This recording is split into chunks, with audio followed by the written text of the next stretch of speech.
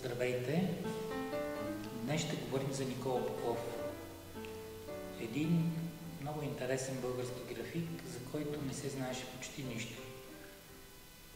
Името му се е споменавало само в няколко специализирани издания, обикновено информацията за него се преповтаря, а голяма част от нещата, които са написани, не са верни. Много се радвам, че галерия Лоран успя да организира и инициира този проект. И разбира се, това изцяло е заслуга на нашата кураторка Елисавета Станчева, която е автор не само на тази изложба, но и в момента пише и завършва едно монографично издание. Това монографично издание в последните дни получи една много интересна нова информация, един архив, затова се наложи да се преработи част от текста и надявам се, че скоро ще има възможност книгата ни да е в печатница. Искам да дам думата на Елисавета Станчева, за да ви разкаже малко повече за това, кой е Никола Попов. Всъщност ще обясня защо сме се събрали по този начин, говорейки си хем за Никола Попов, хем за книги. Но тъй като сигурно ще говоря повече в рамките на тази дискусия, да представим другия ни домакин, доктор Людмил Веселинов, който пък е домакинът към магистърската програма, чието студенти е довел при нас. Аз също ще кажа няколко думи. Госпожа Станчева ще говори повече на тази лекция. Ние се намираме в едно уникално пространство, което всъщност ни показва от една страна един автор, който е абсолютно непроучен, който в процес на показване на неговите творби в оригинал се намират нови и нови произведения, нови и нови документи, които да послужат за обогатяване на историческата представа за него и не само историческата представа, но и пластическата представа, тъй като този автор беше познат през една-две гравюри, които бяха публикувани в няколко научни издания през годините. Пък, както господин Петров каза, фактите, които се знаеха за Никола Попов, те бяха много скъдни и най-вече грешни, тъй като госпожа Станчева проучи в детайли неговата биография в Виена. И ние не случайно ще говорим за Виенската академия в този кръг от лекцията и за връзката с българските следи, българските студенти, които са учили в Виена, и един от ярките представители всъщност е Никола Попов. Вие сте свидетели на правенето на една изложба, покрай нея правенето и на едно издание, което вие виждате на монитора, в така близките месеци ще бъде реализирано. Тоест, оправдаваме абсолютно в пълнота курса текст и визия и разбираме как през създаването на един богат архив, научен архив, създаването на една колекция от оригинални произведения, се получава една памет за автора, която може спокойно да бъде разказана в хартиеното периодично издание или издание, което първо ще бъде показано, пък дай Боже да се появи второ, трето за този автор, но това ще бъде все пак за България първото издание за Никола Попов. Тоест тази книга, тази малка монография, която госпожа Станчева готви, тя е в развитие. И ние присъстваме точно на такъв етап от нейното развитие, на намирането на нови и нови произведения, на намирането на нови и нови документи около автора Никола Попов. По отношение на текста и визията, вие ще усетите през тази прекрасна изложба как един график, който трайно присъства в печатната графика, която може да послужи и за книгата и за периодичните издания, този график експериментира с една единствена плоча по отношение на една творба в много проби, много варианти. И всъщност тази изложба е голяма рядкост, тъй като находката, която е експонирана, показва плочата в развитие, отпечатъците в развитие, докато се стигне до виртуозния оригинал, който е подписан в плочата и графичното репродуциране на този оригинал. Така че ние имаме няколко теми в изложбата, които са в тази посока. Вие сами, когато гледате изложбата, ще откриете точно този процес. Някъде са по-малко отпечатъците, някъде са повече, но в общи линии изследователския процес се вижда и госпожа Станчева е заложила също на този графичен факт. Един изящен график, който си служи великолепно с средствата на рисунката върху графичната плоча. Бих казал, един от най-забележителните български графици, от най-ранното поколение. Ние трябва да гледаме на него като един от ранните автори, които имат отношение към печатната графика и към печатното издание. Без значение дали сме открили следи точно, дали е правил нещо по отношение на книгата или периодиката. Но пък имаме данни, че е правил много неща в по-широкия периметър на печатната графика, в по-широкия периметър на графичната визия на печатните издания, като етикети, като марки, които са свързани с приложната графика. Вие сами виждате винетки, ценни книжа, които са показани на тези две табла. Тоест, той е имал отношение към печатната графика в по-широкия периметър. Пощенската марка никак не е за подценяване, тя е една филателна миниатюра, тя е пощенска миниатюра, много графична, много ясна трябва да бъде композицията в една пощенска марка и един такъв великолепен график като Никола, той има страхотно отношение към тази малка форма на изразяване. Това можете да го разгледате и като отношение в етикетите, които виждаме, които са свързани с индустрията по това време. Така че от тук насетне госпожа Елисавета Станчева да каже няколко думи за самата биография, която тя откри за този автор, за който имахме бегла представа. Не, че нямахме представа, имахме много бегла представа като присъствие. Добре, аз все пак ще завърша така биографичния очерк. Никола Попов е един от малкото българи, които учат във Виенската академия през 19 век. Във Виенската академия учи Николай Павлович преди да замине за Мюнхен, например, за когото знаем, че е автор на множество литографии и също може да се отнесе към нашия предмет.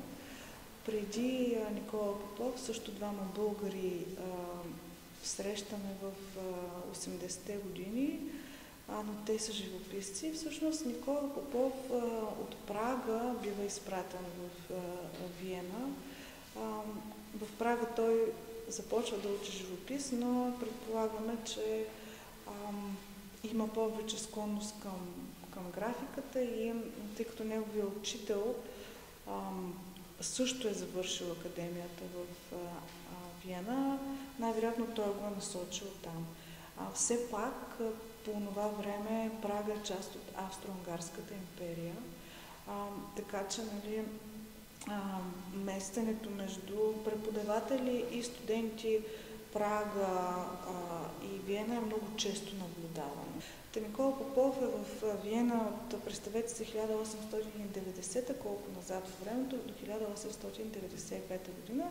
Една кратка бележка, той е роден в рамките на Османската империя в Стара Загора в 1865 година. Преживява освобождението, преживява Сръбско-българската война, преживява Балканските войни, Първата световна война, Втората световна война, че дори и след това. Така че това е един човек толкова дълголетен, че успява да стане свидетел на изключително много промени в сферата на културата, която е повлияна от тези обществено-политически отношения, които се сменят Това е много интересно според мен. Отивайки във Виена в 1890 година, той се озовава в лоното на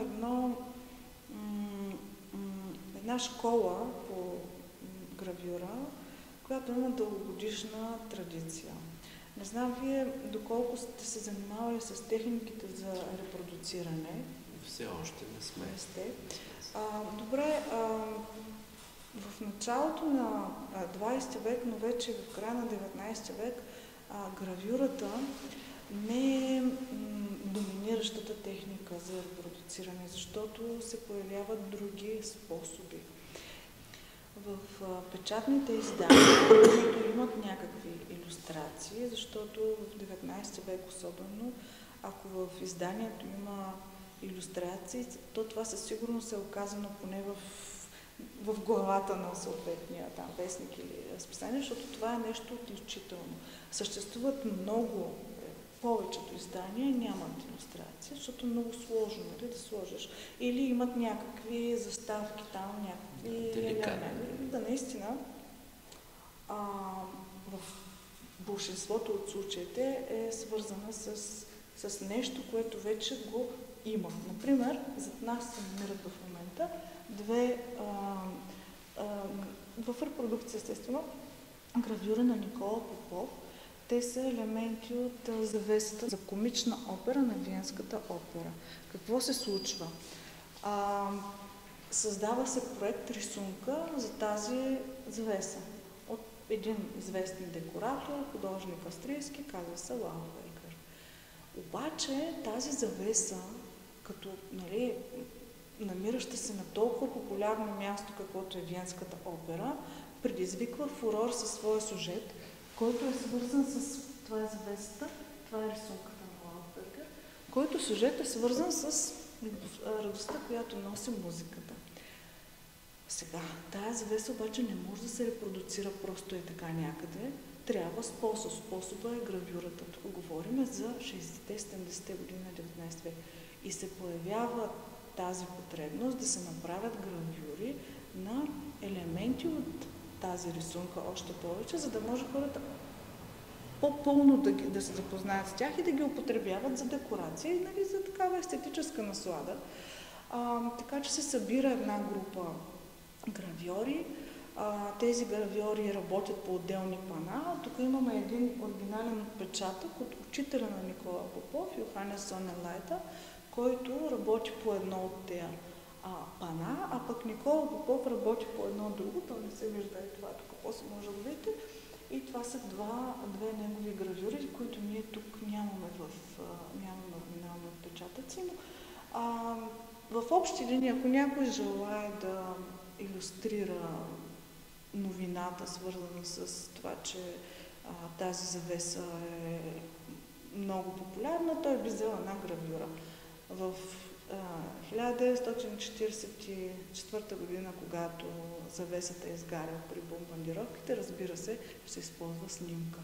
Защото в това време вече имаме съвсем други способи за репродуциране.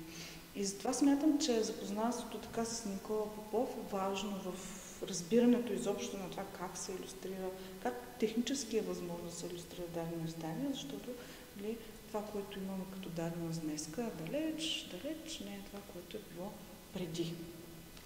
Тоест и по отношение на завесата отново става дума за приложно изкуство. Тоест гравьората служи в една друга форма за помощна, да кажем, дейност. Има един автор, който е направил проекта и други автори, които безспорно те също са високо квалифицирани гравьори, изпълняват този проект и го разделят на детайли. Тоест отново имаме нещо като влизане в книгата, както има една концепция и тази концепция може да бъде възложена на отделни автори. Даже няколко автори могат да изградат една книга. Така и вижте, в театралната декорация, в оперната сцена, всъщност имаме един автор с възлагане на по-голям брой автори гравьори. Което се налага и знаете ли някои неща, за които се чудим, защо така е станало, има толкова просто обяснение. А именно, работата по медните гравюри е много времеемка. Аз ще говоря за едно издание, което се казва Die Grafische Künste, което е посветено на графичните изкуства в Виена. Там се говори, те имат една хроника, на кой гравьор точно е възложено какво да направи и примерно след 1-2 години той е готов. Зависи колко ти е голяма и комплексна работата. Даже при откриването на изложбата, тук беше един автор, Ник Кранфилен, който сподели, че се е опитал, той художник, в някакъв момент от така творческо вдъхновение получил да направи една медна гравюра по собствено произведение, което също не е изключено, нали, да си рисуваш и да си направиш. Това художник ни е от най-добрите графици, просто не използва тази стара техника. Да. Проявил интерес, каза, че 4 месеца се е мъчил, това ми каза, и само 2 дни му отнело да си направи подписа в плочата, което, нали, си представяте, че не е нещо грамадно, така че това е много времеемко. И защо всъщност се възлага направата на завесата на различни гравьори? Защото ако един я прави, ще му отнеме срещу 10 години, то вече няма да е актуално, хората друга завеса ще ги интересува. Нали? Реално в този случай, конкретно с завесата, изпълнява я ателието на един голям график, който е вече от по-предното поколение, т.е. Скай Якоби, и той си работи там с неговите си, нали, ученици, други там избрани добри майстори, и те в паралел създават тези плочи, за да може в някакво обозримо бъдеще те да могат да ги предложат на обществеността. И нека да обясним така максимално простичко какво е всъщност медната гравюра. Какъв вид печат е? Тя е по-скоро дълбок печат, така я ориентираме в научната терминология, тъй като най-образно мога да разкажа как се работи върху медна плоча. Медната плочка се мастилява с един слой тъмен лак, който предпазва плочата. Върху този тъмен лак с много финни щрихи, с острие, както ние видяхме едни остриета, които се използваха в доста таблички за писане, с подобен вид стилус, метален инструмент, се штрихова и се рисува изображението, т.е. рисува се светло изображение на тъмен фон. Т.е. гравьорът трябва много добре да си представи, да борави с светлината и сянката в това изображение. Идива се плочата и мастилото, което се намастилява, вече то попада само в дълбочините на тези щрихчета. Т.е. получава се обратния отпечатък, в светлия щрих е попаднало вече тъмно мастило. И когато се отпечатва това на хартия, виждаме този резултат от грозната гравюра, която е пред очите ни. Така че доста сложна технология, представете си пък и пробите, които се правят, етапите на отпечатване в целия този процес. Тоест, ето там виждаме един персонаж, който е от Никола Попов, изграден първи етап, втори, трети, дори четвърти етап. Виждаме с много малки разлики една от друга отпечатъците. Какво е да имаш такава изложба в галерия, която по принцип е комерциална, малко така да се отдалечим от толкова научното? Ще се върнем след малко в... Първо нямаше да е възможно, ако няма финансиране от държавата, което в случая се получава чрез Национален фонд култура, като казва или съветът, че е комерциална. Не знам дали някога сте се замислили, че всъщност всяка една галерия просто трябва да се издържа по някакъв начин.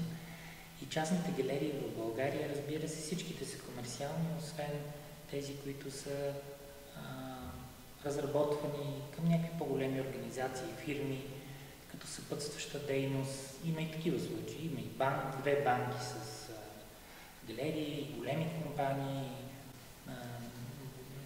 голям център жилищна офисна сграда, примерно както е Сан Стефано Плаза, Булбанк имат галерия, Кредо Бонум беше към кое Людмила Кредо Бонум? Кредо Бонум беше. Фундация самото. То фундация Кредо Бонум. Но беше към Сибанк, към Цветелина Борисова. Както и да е, но така че това, че по-малките и по-реално работещите на пазара, като нашите галерии са комерциални, това бих казал, че е хубаво и търсим начин да си издържаме. Но сега към удоволствието да имаш такава изложба. Удоволствието е, защото вече се фокусираш около други важни неща, около социалната дейност на изкуството и произведенията, които предизвикват, освен интерес в широката публика, почти всички от тях по някакъв начин, аз няколко пъти го казвам, тези отпечатъци стават повече, появяват се повече. Ето сега, съвсем и днес получихме нови отпечатъци, събрани от различни места. Преди няколко дни попаднахме на един нов архив. Понякога не е възможно, даже бих казал, че винаги не е възможно, дори при много големи проучвания, национални проучвания, да стигнеш до цялата информация. Винаги това, което разполагаш е оскъдно и ти реализираш проекта с това, което разполагаш. Много е хубаво, когато в течение на проекта се появяват нови неща, нови факти и те могат да бъдат интерпретирани. Планираме още сега една по-голяма изложба в Градската художествена галерия в Стара Загора, където пространството ще бъде по-голямо, получихме покана там. И това наистина носи удоволствие дори и на човек като мен. Сега няма да ви разказвам точно как се чувствам и как, но естествено много ме радва комерциалната дейност на една галерия, но понякога е много приятно, когато можеш да се насладиш и на изкуството, и на неговите послания сред хората, на това, че проектът се разраства, че се привличат нови и нови участници в този проект. И много е важно как ще се получи и самото издание, така че вече да оставим едно по-дълготрайна следа във времето. И това издание, то може да бъде първото, нали? След това доста след това може бързо може да се надгради, да се допълни, да стане второ допълнено издание и така. Просто да се поставят основите на един такъв ранен автор, който все пак с една достоверна информация да бъде представен в полето на българското изкуство. Никола Попов е непознат и ние може да разсъждаваме много за това, защо той до днес става толкова непознат. Със сигурност тук има много обективни и много субективни причини. Като даже това, за което Елисавета се е замислила, защо той в един момент спира да работи. Дали е възможно да е развил, защото чисто технологично това, което не обяснихме, това е много напрягащо зрението изкуство. И това най-вече го каза нашия консултант, защото когато работим с такива образци, ние винаги използваме най-добрите професионалисти, които са в бранша. Йохан Йотов, който е един от най-добрите български графици, преподавател в Художествената академия, каза, че когато се опитва и когато е работил такива гравюри, той много бързо си е глушил зрението. На практика много е трудно да бъдеш толкова прецизен в едно такова малко пространство. Сега аз искам да кажа, че вие ще го развиете това нещо, че приложната функция на графиката, която е била свързана с различни други произведения, изкуства и е била използвана в едно време, когато не е имало такава репродуктивна техника, това съвсем не изключва художествените качества и самостоятелността на гравюрата като изкуство, което особено се появява както и преди и след това и в случая с произведенията на Никола Попов.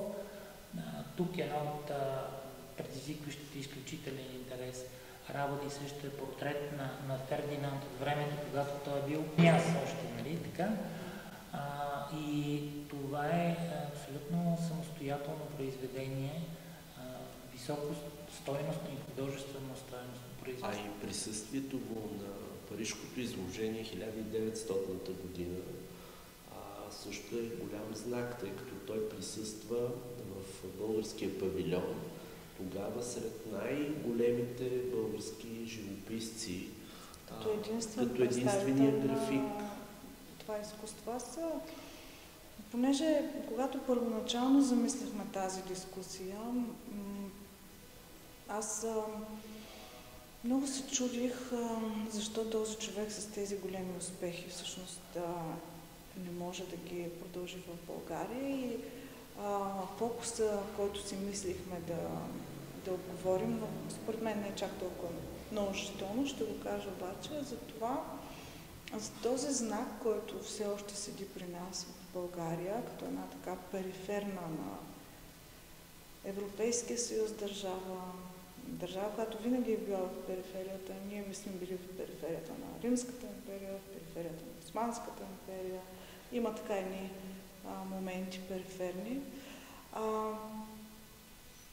За да имаш някакъв признат успех, много ти помага признанието от центъра.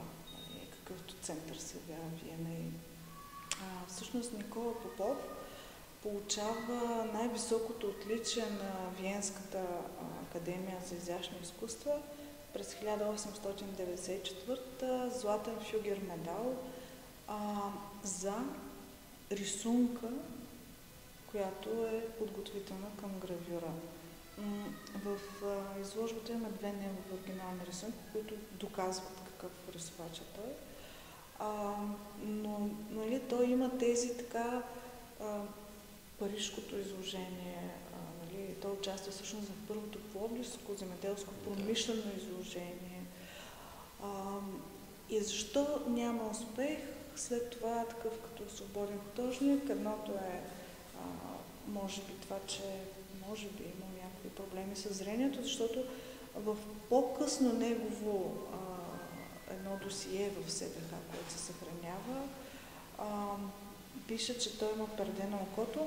Възможно е то да се появи по-късно, разбира се, това перде, но възможно да не е имал физическа възможност. Това винаги трябва да го допускаме, нали? Не да търсим някакви обяснения, макар че има едни такива информации, които аз още не съм разбрала точно на какво почиват, че не е бил прият от художествената ни общност тук в България. Не мисля, че ще можем да намерим някакви доказателства на тази Което не е изключен и този факт, тъй като към други художници по същия начин е имал отношение. Един Михайло Парашчук идва в България и той не е бил приеман по никакъв начин от Съюза на художниците в България. Дори война се е водила с него. Така че и това не е изключено, няма доказателства за този факт. Искаш ли си да обсъдим нещо друго, което може би ви е интересно, а именно, че в тази изложба има информационни табла. Това нещо, предполагам, също влиза в обхвата на вашата специалност. В широкия периметър на печатната графика. Ето тези табла, които са 7 или 8 на брой, те разказват в много синтезиран вид през един своеобразен инфографичен подход целият живот доколкото го познаваме на Никола Попов. Така че през тези табла вие можете да се запознаете много бързо с достъпната информация, която има налична и да ви въведе в изложбата. Тоест таблата, освен участници, пълноценни участници в изложбата, те са и информационни носители, те са един разказ, визуален, за Никола Попов и за неговото творчество. Някакви мисли за сега имате ли или ние да продължаваме да си говорим? Аз ще ви кажа нещо много интересно, само преди да зададат въпроси, което е факт сега. Но според мен може да доведе до едни разсъждения по принцип как се случват нещата не само в България. На практика всичко, което виждате тук, почти всичко по някакъв начин, то от различни места, но произхода един и същ. Това е архив и семейството на художника. В един момент това става, ние не можахме да проучим точно след дъщеря му, която починала преди 5 години, какви наследници има ли други, но това става ненужно при разчистване на сигурно някакъв дом за продажба.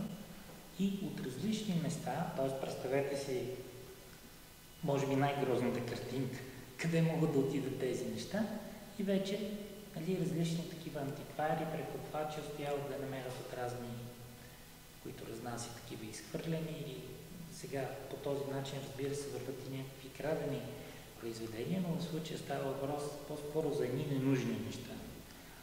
И това, между другото, ненужни неща, които сега в един момент се оказва, че са изключително ценни, това е, как да кажа, без да го критикувам, защото това не се е случило само в България, но това е един от проблемите, които се появяват през всичките тези години, в които, да кажем, 20-30 назад, когато различни архиви такива излизат.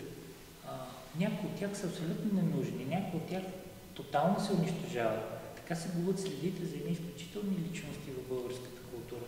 Губят се наследства, след това някои се преработват, фалшифицират, преправят, защото когато са ненужни, да кажем, някой антиквар решава, че може да припише това нещо на някой друг. И така се унищожават следи. Сега тук имаме абсолютно автентичния произход и така документирано откъде, как през различни места са дошли всъщност от тази отишла си на близо 100 годишна възраст преди 5 години жена.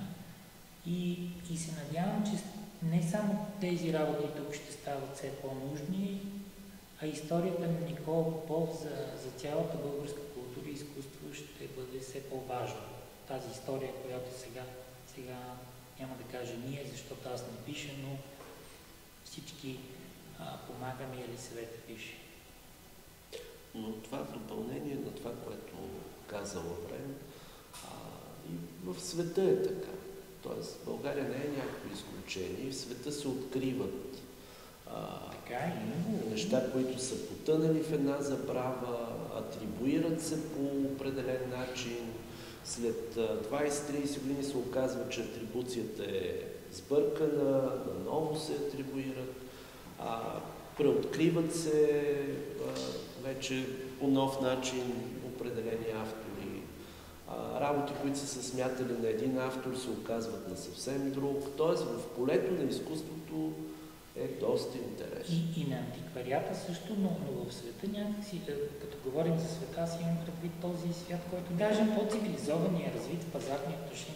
Сега честно казвам, нямам представа в Азия и в Африка точно как се развиват нещата, но това е вярно, което казва, че така, но някакси всичко, когато има една оценка, то всичко по някакъв начин тръгва през парите. Когато всичко струва малко повече, когато всичко е, дори да колекционираш един обикновен лист, аз гледам научно-популярни филми, примерно в Америка хората какви неща колекционират. И това е удивително. Естествено, че като имаш толкова хоби любители и толкова хора, които колекционират най-различни неща, които въобще не можеш да си представиш, че могат да бъдат колекционирани, те се натрупват, систематизират и се радват в едни истории, въпреки че те годините минават. Казваме, че Америка е млада държава, въпреки че като история, естествено в Европа има една по-дълбока история, такава, която не е пренесена в Америка, включително и в България, но много е ценно, че се появяват такива неща и понякога е много тъжно, че по такъв начин се появяват. От друга страна, това пък е и някакъв шанс за нас. Като цяло, в цялата ни история,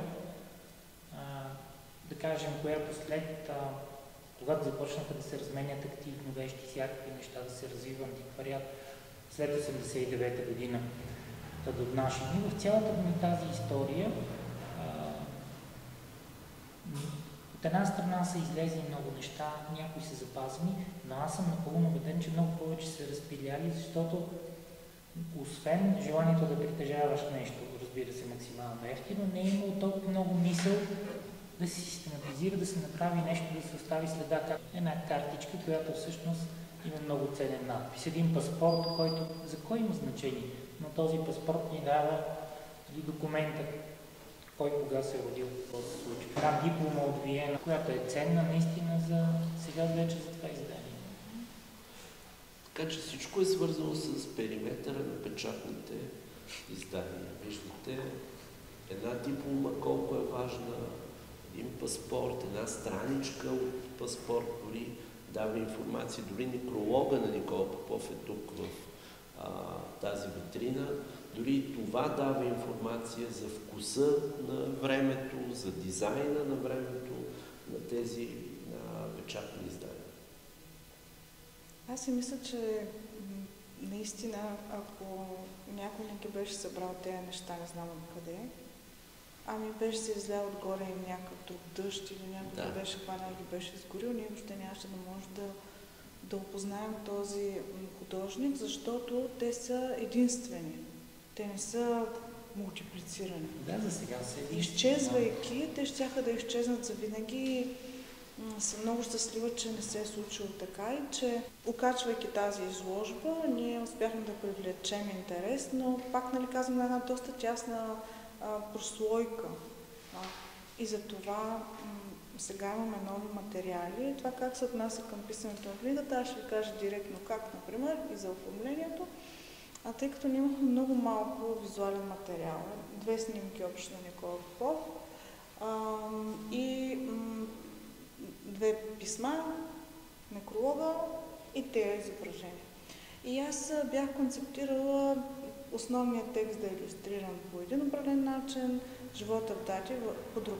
Ако искаш, можеш всъщност да кажеш, като човек прави много такива издания, какви са обичайно частите на такова едно издание и аз ще се върна към това, което искам да кажа. В една книга, която е с претенцията за монография, може да не е голяма монография, може да е много малка монография, винаги има една историческа част, която разказва биографичната част, разказва автора в контекста на времето си, съпоставя го с други автори.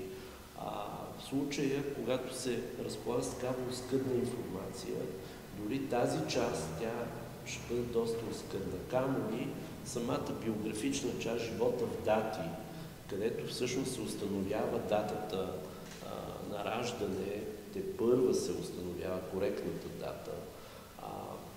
Така че доста пестеливо издание щеше да стане, но благодарение на изложбата, благодарение на публичността, се стигна до още открития и, разбира се, Божа работа е как по време на една такава акция може да се стигне до нови и нови материали. Например, сега това, което ще направим в тази книга е следното. Ще имаме една част, която е посветена на колекцията австрийска графика, която е притежавал Никола Попов, защото всъщност едно от откритията, които направихме, е, че той е донесъл в България от Виена не само собствените си произведения, но и такива на големи други майстори гравьори. Като познава човек толкова малко произведения на един автор, тези, които виждате и вие, много трудно е да прецени, например, ако познаваш 5, 6, 7 гравюри, ако се появи 8, дали от този автор. Нямаш много голяма база за сравнение, нямаш кой знае какви характеристики, които да различаваш, но пак имаш няколко. Да кажем, получаваш една папка с 12 и презумяваш, че те са всичките Никола. После обаче става ясно с много четене и пак малко късмет, че някои от тях не са Никола Попов. Те пък вземат, че станат повече. И това как се отнася към книгата, сега имаме хем в текст, хем в отделна такава албумна част, австрийската графика в колекцията на Никола Попов. Тоест това е съвсем една отделна част, която аз не бях мислила да правя, нито да илюстрирам, нито да така обособявам. Много хубаво ние върнахме разговора по отношение на изкуство на книгата. Видяхте как от една изложба много задълбочено се премина към създаването на една книга, раждането на една концепция за книга или съвет автор на текста на тази книга, но когато автора на текста е потопен напълно в проблематиката, той ражда и композиция на книгата, т.е. ражда и идеята за книгата, прехвърля определен тип информационни елементи от едната глава в другата глава. Така се моделира самата графична концепция на книгата, която тепърва трябва да се създаде и да се отпечата и да стигнем до този завършен продукт, който е на екрана. Така че успяхме през днешния разговор да стигнем и до преминаването през една книга до завършения и етап. Може би сега трябва да дадем възможност за въпроси, защото много говорихме. Ако има въпроси, ще е много готино. Да. Аз може ли да? Като най-преживяла много събития. Казахте, че има много творци в Дъбрава. Как този получи шанс да бъде осветен? Сега имало някакъв първоначален импулс, да насочи вниманието към него?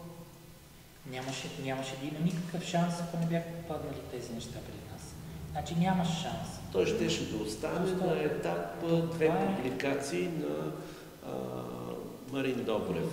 Въпросът е На философски. Пламен Петров, Да, и на Пламен Петров. И все пак те почиват на статията на Васил Захариев. Да, той е основен, екзистенциален въпрос. Как някой няма никакъв шанс? И това така се е случило. Да. И някой получава някакъв шанс, който Случайно. ние не сме... Първоначално. Да, ние сме много добри, работиме и така нататък, но то става случайно, че това въобще попада друг. Не случайно. Да. Аз случайно. Не случайно. Да кажем, аз работих върху нещо друго. И понеже все пак печатната графика е нещо, което дълбоко ме интересува, моята дипломна работа е посветена на графика Павел Вълков от Бургас. Занимавала съм се с Петър Морозов. След това се занимавах с Христо Берберов, неговите рисунки и графични отпечатъци. И покрай другите ми преди това занимания, именно бях попаднала на името на Никола Попов, насам-натам, така казано най-грубо, много откъсначено споменат в тези обзорни издания, които доктор Веселинов в самото начало така спомена, като един от пионерите на българската печатна графика, но едно изречение. Никола Попов е един от пионерите. Той е гравюра Виена точка. Това ме накара да намеря статията на Васил Захариев от Изписание изкуство 1955 година да прочета и там да се зачудя защо наистина този човек така е бил отхвърлен. Статията е 3 страници, от които сигурно страница и половина е текста, но от тези страници и половината са посветени на графиката по принцип, но пак имаше много подавки. И аз така си имам на компютъра разни папки за бъдещето там. Трупам си някакви материали за разни художници, така като попадат. И така, покрай Берберов, попаднах на още една информация за него. Един спомен от Асен Василев, на когото Никола Попов е преподавал практика като за учител по рисуване там. Даже сме сложили част от спомените на Асен Василев. Си казвам, Боже, за този човек все пак има някакви подавки тук и там. Но реално до онзи момент аз бях виждала 3 сюжета негови, които бяха от статията на Васил Захариев и един друг, мисля, че различен от тях, мисля, че професор Добрев ли го беше отпечатал, това Амурче. Амурчето е... Има 3. Албума на старозагорските художници, на Градската галерия. Всъщност той присъства през репродукции, той не присъства през оригинали. През репродукция на този старец в гръб и през Амурчето. Да. Той по никакъв друг начин не присъстваше като Разбира се, ние се върнахме към Национална галерия, откъдето видяхме още един. Ето този отгоре, че съществува въобще и това беше и реално. Ако не се беше появило всичко това, което е тук, много е трудно да напишеш нещо за някого, за когото разполагаш с половин страница някаква информация, плюс 3 репродукции. Съжалявам, че прекъсвам се чудя по какъв начин новата информация, която е излязла за този човек, всъщност промени историческата и вашата представа за просто какъв е бил. Какъв е въпрос? Ами, първо, допълнителните произведения.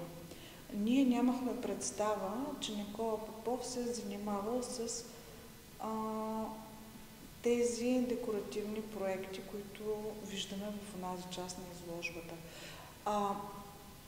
Човек би го предположил, защото гравьорите всъщност работят много често по проекти за банкноти и акции. В тази информация, която идва от Васил Захариев, се казва, че той е бил търсен на тая тема, но е бил отхвърлен по някаква причина. Така че имаме някаква подавка, но не и доказателство. Част от информацията, която получихме, допълва нашата представа за него като художник. Второ, допълва го и като рисувач. Да, аз знаех, между другото, за тази рисунка от колекцията на Александър Керезов. По друга причина знаех, че той може да рисува с въглен. Обаче откриването на автопортрета му ми показа, че той всъщност, и то в един по-късен момент, не е спрял да рисува. Онзи скицник, който имаме там, и той несъмнено на Никола Попов, ни показва, че той до 1929 година всъщност човека се рисува. И си прави проекти за ценни книжа. Тоест, ние научаваме нещо ново за него, което го изважда от тази ситуация, в която той горкия става учител и направо погива, като художник не е така.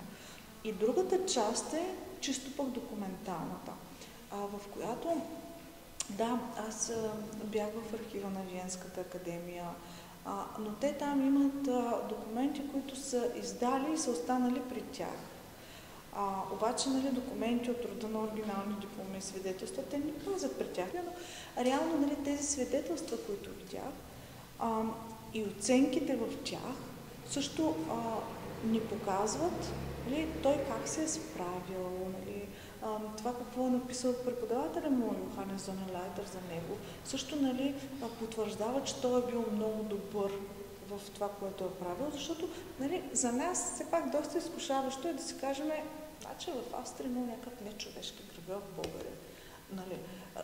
Така, националната гордост би ни потикнала да го направим. Аз по-скоро търся доказателства. Да, Фигъровия медал е голямо доказателство за това, но ние следва да кажем, че той е получен все пак в курс за гравюра. Цялата академия, тя има над 20 специални курса и във всеки един от тях се дава златен медал. Това не е един медал на годината. Трябва да бъдем обективни. И в този смисъл тая цялата информация и биографично допълва образа, който имаме и като творец. И всъщност, повече като автор аз мога да кажа, че започвам да го разбирам този художник. Тези документи ни дадоха възможност да вече да фиксираме годината, когато е роден. Която беше под въпрос, защото има погрешна информация. Която само той подава обаче, което също е много странно при него. Към края на живота си той пише за себе си, че е роден 3 години по-късно, отколкото всички документи, които са до 20 някоя година.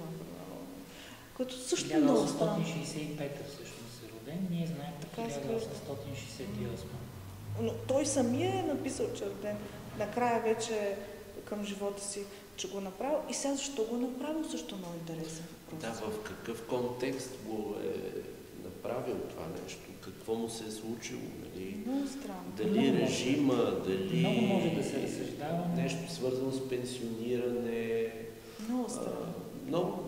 Много са възможности. Странно, но това едва ли е най-важното, макар че е доста важно кога е роден, защото ще ви кажа, например, ето 1885 година, когато започва Сръбско-българската война, има всеобща мобилизация. Обаче тази мобилизация се отнася за една конкретна възраст. И сега, ако Никола Попов е роден 65-та година е едно, ако е роден 68-та година е друго. дали попада в обхвата Да, на тая да. мобилизация. Много И в интересно. този смисъл, нали, аз не мога сега обаче да кажа със сигурност той дали е попаднал в обхвата и това няма го пише в живота в дати. Но ако знаех реално точно кога не, щях много повече да задълбавам в тази тема. Не, че не съм се занимавала 2-3 дена само с това, но такива подробности. Отбелязват се фактите. На едното място е написано едно, на другото друго. Факт. Това е. Факт.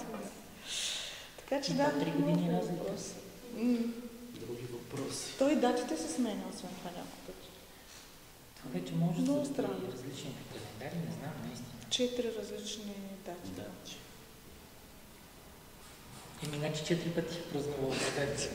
Ако имате още въпроси. Но ние ги засипахме с информацията. А тези дати поради смяната на календара или той ги е дал различни дати?